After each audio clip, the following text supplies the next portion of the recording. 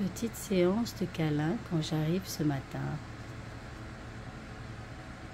Wow. Là, elle est déjà fiou parce que ça fait déjà un moment que ça dure les câlins. Elle a peut-être envie d'aller faire son caca du matin. Elle l'a pas fait. Je l'ai pris dans le noir. Je vais faire des bisous. Retirer ses plumes. Et surtout, j'avais envie de parler un petit peu avec certains d'entre vous qui avaient des réactions qui nécessitent des explications. J'ai une abonnée qui m'a écrit que le fait de voir Jackson venir manger dans ma bouche et faire des bisous, elle trouvait ça malaisant. Ça la dérange. Elle trouve ça, voilà. Alors malaisant quand on est québécois, hein, ou français d'ailleurs, ça veut dire que ça la... Et résultat des courses, il y a une autre personne qui écrit derrière elle qui dit « Ah oui, moi aussi, hein, voir un oiseau venir manger dans la bouche d'un humain, je trouve ça déplacé. » Elle me dit « C'est sûr que moi aussi, si je mettais un morceau de viande dans ma bouche, mon chien viendrait le prendre délicatement, mais je ne ferai jamais ça, je préfère le mettre dans sa gamelle. » Comme l'a dit d'ailleurs la première auditrice, elle dit « Moi, je pense que ce serait mieux de la nourrir dans sa gamelle. » Alors, je vais vous expliquer vite fait, là. D'abord, on n'est pas avec un chien. Hein? J'ai un chien, et puis voilà. Je sais ce que c'est qu'un chien. On est avec des oiseaux. Des oiseaux qui sont élevés comme si que vous étiez leur partenaire de vie.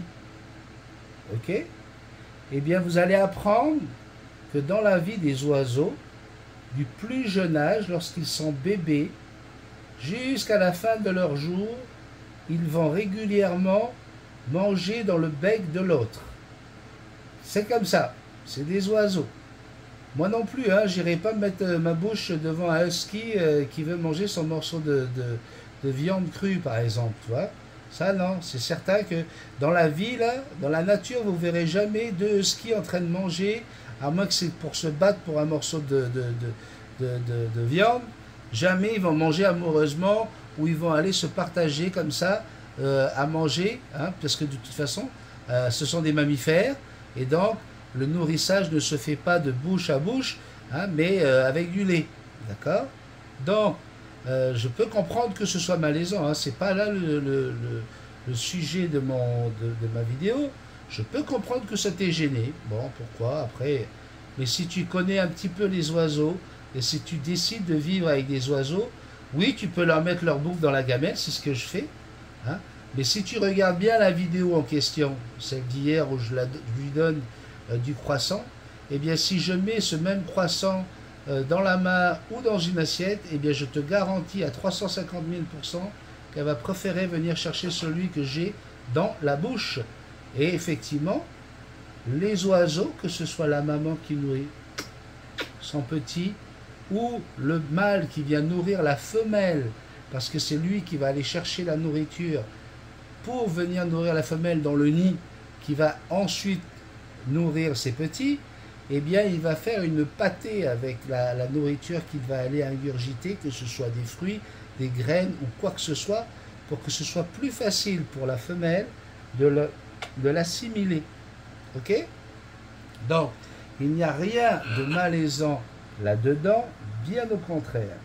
Après, je reçois plusieurs messages d'abonnés qui viennent me dire que sur une page Facebook, sur une autre chaîne, on utilise mes vidéos pour m'insulter, pour me dire que je ne devrais pas avoir à donner des conseils quand on voit l'état de mon perroquet. Okay. Alors, s'il vous plaît, quand je vous dis c'est bon, laisse parler les gens, hein, vous êtes toujours les premiers à venir me dire « Benny, ne te prends pas la tête avec ces gens-là », mais vous êtes aussi les premiers à venir me dire « Va voir, là, ça vraiment, là, ça me fait tellement de peine pour toi qu'on parle comme ça de Jackson, etc. » Donc, s'il vous plaît, quand vous voyez ce genre de choses-là, j'ai pas besoin de le savoir, je le sais déjà. D'accord? Des gens qui sont jaloux parce qu'ils n'arrivent pas à faire grimper leur page YouTube et qui veulent utiliser mes vidéos pour attirer du trafic et essayer de faire plus de monde sur leur chaîne où on apprend vraiment des choses qui sont complètement contre nature, il y en a déjà depuis au moins 5-6 ans. du moment où on a commencé à dépasser les 5000 abonnés avec Jackson, les gens ont commencé jalousement à venir casser notre histoire, à venir dire du mal de nous. Alors imaginez maintenant que Jackson se pique. Ah, alors là c'est du pain béni pour ces gens-là. C'est regardez, il est tellement bon, il se prend tellement pour un conseiller aviaire qu'il n'est même pas capable de faire en sorte que son animal soit en santé. Hein? Alors je vais vous rappeler que je travaille quand même en collaboration étroite depuis 3 ans pour faire venir Jackson en Polynésie française. On se bat contre une juridiction, on fait tout ce qu'il faut. C'est des centaines et des centaines d'heures de travail administratif avec avocats, avec tout ce que cela implique pécuniairement et financièrement, donc, pour réussir à libérer Jackson de ce carcan administratif et de lui permettre de revenir avec moi. Je n'ai jamais abandonné Jackson, je l'ai laissé avec mon fils aîné, qu'il a élevé avec moi depuis qu'elle est toute petite. Donc si Jackson fait du piquage, c'est parce que effectivement j'ai dû me séparer d'elle pour aller en Polynésie française en pensant que ça allait prendre 2 mois, et ça a pris 3 ans à cause d'une maladie. Je ne sais pas si vous avez entendu parler, bande d'imbéciles, du Covid. Enfin, je ne sais pas, je vous demande juste comme ça. Est-ce que vous avez été sur une autre planète pendant les 3 dernières années? Est-ce que vous avez entendu parler de blocage d'aéroports, d'interdiction pour des animaux de prendre l'avion entre le Canada et les États-Unis, de tout ce qu'on peut imaginer de pire, alors que moi je suis déjà à Tahiti pour des raisons de santé et parce que j'ai pu trouver un travail très rapidement. Il m'était impossible de faire demi-tour, et en plus j'avais la personne idéale pour s'en occuper, mon fils aîné qui me ressemble, qui a été élevé avec elle et qui l'a vu grandir depuis qu'elle est tout bébé. Donc venir critiquer, dire du mal, que ce mec-là, il se prend pour qui, alors que je ne me suis jamais pris pour rien du tout. J'ai toujours appuyé le fait que je ne sois pas un vétérinaire, que je ne sois pas un comportementaliste aviaire comme certains peuvent prétendre l'être, alors que ça n'existe pas. Je suis juste quelqu'un qui aime tous les animaux, qui adore mon bébé, que j'ai élevé à la main. Et oui, je vais vous dire une chose là, tous ces gens qui parlent comme ça, le jour où vous aurez un perroquet qui va se piquer, parce que ça arrive à tout le monde, y compris les gens qui adorent leurs oiseaux, les gens qui les élèvent avec tout l'amour du monde, des animaux qui ne sont pas en mauvaise santé, c'est des animaux qui attrapent un TOC, un trouble obsessionnel compulsif. Tout comme ton fils peut un jour, ou ta fille peut un jour se mettre à se ranger les ongles. Est-ce que ça voudrait dire que tu ne lui donnes pas d'amour? Est-ce que ça voudrait dire qu'elle est mal nourrie? Est-ce que ça voudrait dire qu'elle est en mauvaise santé? Non, c'est un trouble obsessionnel et ça arrive à tous les perroquets, à n'importe quel moment, y compris dans la nature, y compris lorsqu'ils vivent en couple avec un congénère, parce que un prédateur sera venu manger les bébés de la femelle, parce que le mâle va décéder, parce que X ou Y autre raison. Eh bien, même dans la nature, les oiseaux peuvent faire du piquage. Alors, allez raconter vos histoires ailleurs. J'ai l'honneur d'être suivi dans mon affaire par les plus grands médecins aviaires. Le plus grand des plus grands s'occupe de Jackson depuis qu'elle est toute petite. Et M. Macolini, vous pouvez le voir d'ailleurs sur la chaîne YouTube, est un vétérinaire. Alors, je vais vous dire, les neuneux, les gens de la neunosphère de Facebook qui sont tous des ingénieurs, des avocats, des médecins, des virologues, s'il vous plaît, hein, vos leçons, je m'en tape, d'accord? Et je voudrais demander à tous mes abonnés, ne venez pas sous cette vidéo pour dire « Benny, ne te prends plus la tête avec ces gens-là. Benny, non, non, je ne me prends pas la tête avec ces gens-là.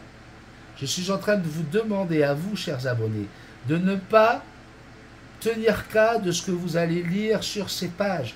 Je vous l'ai déjà demandé. Si vous voulez être certain de suivre une bonne voie pour votre perroquet, vous restez sur Multitaskman, vous avez la page Multitaskman et tout fonctionnera bien. Je l'ai montré maintenant depuis 7 ans avec 37 000 abonnés qui me remercient tous les jours de leur donner des conseils. Si vous avez envie d'aller chercher la vérité ailleurs, si vous avez envie d'aller lire X ou Y autre page à 2 balles, hein, ou suivre d'autres, mais je vous en empêche pas. Si c'est ça votre vérité, si c'est ça la vérité que vous avez envie d'entendre, mais allez-y. Mais s'il vous plaît, j'ai envie de profiter du bonheur d'être avec ma fifi pendant ce mois de vacances. J'ai vraiment pas envie de savoir ce que disent les autres groupes sur ma façon d'être et surtout sur l'état de Jackson qui, soi-disant, est en très mauvaise santé, quasiment sur le point de mourir. Il faudrait que je l'abandonne, il faudrait que je la donne à un refuge parce que je ne sais pas m'en occuper, je n'ai pas l'amour qu'il faut pour l'oiseau. Je suis juste quelqu'un qui fait de la maltraitance animale. Est-ce que tu crois sérieusement que j'ai envie de dire ça, que j'ai envie d'entendre ça pendant mes vacances, alors que ça fait 3 ans que je suis séparé de mon oiseau? Je vais vous dire une chose, cet oiseau-là, comme moi, a souffert énormément de notre séparation. Aujourd'hui, j'ai retrouvé Jackson, mais je n'ai pas retrouvé encore mon perroquet. Pourquoi? Parce que ce n'est pas en 2 semaines que ce perroquet va revenir sur les 3 ans de tristesse, de douleur qu'elle a vécu. D'accord? Donc aujourd'hui, elle ne répond pas encore à toute la communication que nous avions avant que je parte. Donc laissez-moi travailler là-dessus tranquillement, sans me raconter ce que les gens peuvent dire de moi par rapport au fait qu'elle ait fait du piquage. Parce que ces gens-là ne voient que le piquage, ils sont focalisés là-dessus, ils ne voient pas les moments de câlin, ils ne voient pas les moments où on s'amuse avec Jackson, ils ne voient rien d'autre que son piquage. Eh bien, je peux vous dire que sur cette chaîne-là, vous êtes des dizaines et des dizaines à avoir un oiseau que vous aimez, à qui vous donnez de l'amour, d'ailleurs certains sont venus me l'écrire depuis des années, et qui pourtant fait du piquage, d'accord? Alors arrêtons ces conneries, j'en ai ras-le-bol, franchement, ras-le-bol. Si tu lis quelque chose sur le piquage de Jackson et tout ça, je ne veux pas le savoir. J'ai largement assez à m'occuper de mon oiseau pour faire en sorte que psychologiquement, tout rentre dans l'ordre, et que peut-être un jour, eh bien, son piquage s'arrête, son trouble compulsif s'arrête, et qu'elle puisse retrouver toutes ses plumes. Et quand bien même elle ne les retrouve pas, elle reste Jackson, mon bébé d'amour, et c'est comme ça et pas autrement. Pour les bisous malaisants, je suis désolé pour ceux qui viennent de débarquer sur cette chaîne, mais ça fait 13 ans qu'elle mange dans ma bouche quand elle en a envie. Oui, elle est capable de manger dans sa gamelle, heureusement, parce que sinon ça serait vraiment dommage pour elle. Mais c'est pas parce que tu trouves ça malaisant que je vais malheureusement lui empêcher de vivre ce que les oiseaux vivent entre eux, c'est-à-dire de se bécoter et de manger dans le bec de l'autre. C'est leur communication en plus. Et c'est le lien, c'est comme ça qu'on crée le lien avec son animal. On a décidé de devenir son partenaire, on a décidé que voilà.